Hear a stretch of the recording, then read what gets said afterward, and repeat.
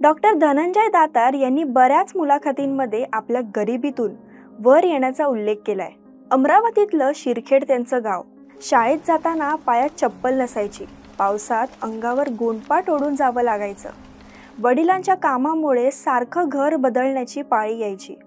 यात धनंजय यांच्या शिक्षणात अडथळा येऊ नये म्हणून त्यांनी धनंजय यांना त्यांच्या आजीकडे म्हणजेच अमरावतीला शिक्षणासाठी पाठवून दिलं। वडील आधीच काटकसरीने राहायचे। गावी आजी आजोबा आणखी गरीब परिस्थितीत होते।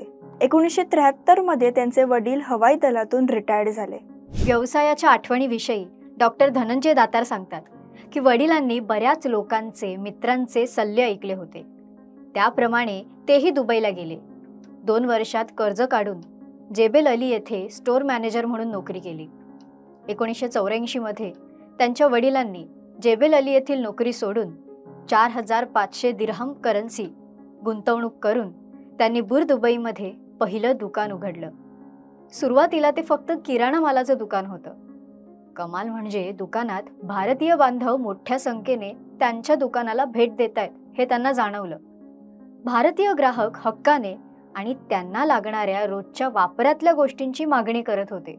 ही मागणी लक्षात घेऊन धनंजय आणि त्यांच्या वडिलांनी यावर प्रयोग केला आणि या मागण्यांची एक लिस्ट करून त्या सर्व गोष्टी इम्पोर्ट करून भारतीय ग्राहकांना विकल्या आणि याचा रिझल्ट अपेक्षेप्रमाणेच मोठा होता। पुढे हा B2B बिझनेस व्यवसाय वाढीस लागला।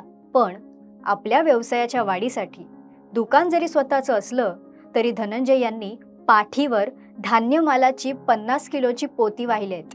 ते सांगतात या परिश्रमामुळे त्यांना व्यवसायातले बारकावे शिकायला मदत झाली।